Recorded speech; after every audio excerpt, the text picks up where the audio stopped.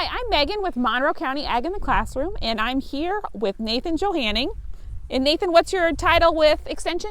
I'm a commercial agriculture educator with the University of Illinois Extension based in Waterloo. Okay, and we're out on Nathan's farm, on his family farm, and we're talking about pumpkins. Okay, Nathan, what can you tell us about how you plant and harvest your pumpkins? All right, so there's different ways to plant. We actually put out live plants or small transplants, just like you would get, say, tomato or pepper transplants in the store. We have small plants that are in plug trays that we set out with a mechanical transplanter, kind of similar to a tree planter. It's something you can ride on the back, and you put the small plants in two fingers that basically take it down and basically kind of tuck it into rows and tuck it into the ground, just no different than you would transplant a plant by hand. And then, so someone to lay it out, somebody drives a tractor, probably your dad, right? Somebody drives a tractor, and then someone else rides on the back. Backwards, or usually sitting backwards to the direction you're going, and then they'll basically put a plant into a set of what we call fingers that basically just clamp onto it and then carry it down and let go of it right as it goes down in the soil,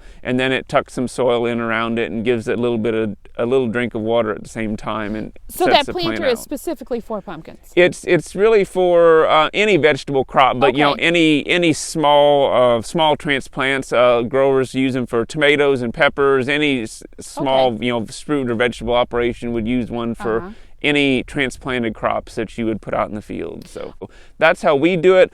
A lot of people will just take a modified corn planter to plant pumpkins with, so that works very well.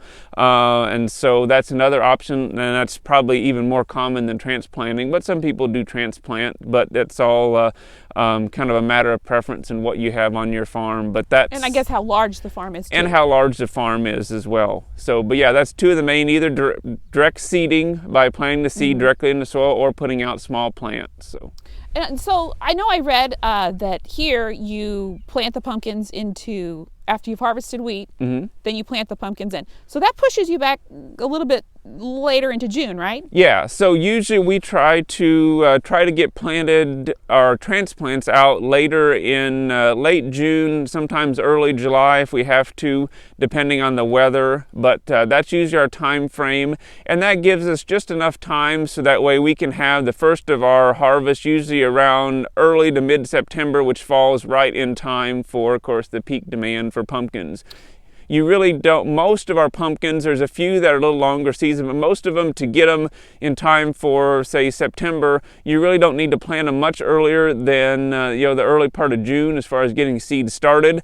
Otherwise, you'll end up with the pumpkins in late July and August, and at that part in the heat of the season, they don't keep as well, and so you really don't want them to ripen until a little later, so that way they keep and hold throughout the fall season when you want to enjoy them. So one of the Old Farmer's Almanac sayings that I've heard before is you plant pumpkins the first full moon in June. Have you heard that before? I have heard that one before, yeah. So maybe it's not that, I know in the spring, like, I'm always eager to plant everything in my garden, as soon as the frost date is passed. But with pumpkins, you probably want to hold off a little bit. Maybe in northern Illinois, they probably have to go a little bit earlier, right? Yeah, sometimes they'll go a little earlier in late May or 1st of June as you get a little further north. But certainly down here, there's a significant difference in the amount of heat that we get during the summer, and that really pushes the growth of pumpkins. Pumpkins are a warm season crop, so they love the heat of the summer and really will mature very quickly, especially on those warm 90-degree days in July and August. So, what kind of soil is ideal for growing pumpkins?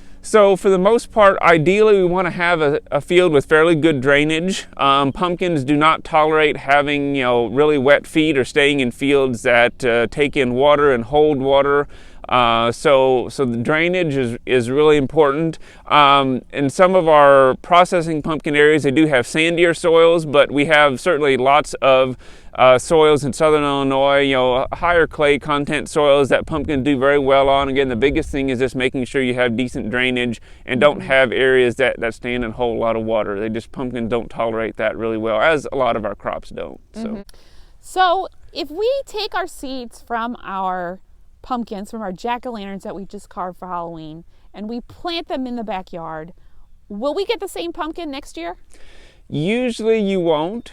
Sometimes you will. A lot of our pumpkins are actually hybrids, so it means that that specific variety has been bred by taking two specific parents and crossing them to get the seeds that you would buy from the store, or the seeds like I would get. So the reason we do that is you get a lot more productive and nicer variety and nicer quality of fruit because of that. So you can certainly plant the seeds. Some of the seeds, especially in small gourds and things, tend to be maybe more fruitful and might give you more promising results. You can plant the seeds out of your carving pumpkin, but know that sometimes you will get all kinds of crazy things, which can be really cool. But sometimes you can also get some plants that maybe don't produce fruit or really aren't very productive. So you can certainly do it, but just know that there's always that chance that you won't get anything or that necessarily looks exactly like what you had. What do you have to do in order to keep insects and weeds down here on the farm?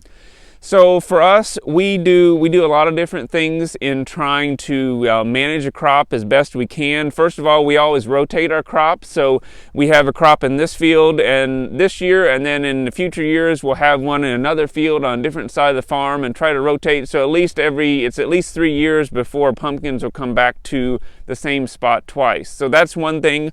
We also use no-till practices. So you mentioned we plant after wheat, and you can still see we have wheat residue here. We don't do any tillage to the field, so we try to keep the weeds at bay by not bringing up more weed seed. So we only our planting equipment only just works a small strip about every 6 feet or so, and then everything else basically remains as it is, and we use that straw to help suppress weeds. We also do use some pesticides. We have to use some to help us to suppress some of the weeds from germinating and help keep things clean and free of weeds. So we use as least as we can, but we do use some herbicides to help with weeds. And then pumpkins are prone to lots of insects and diseases, kind of like you mentioned.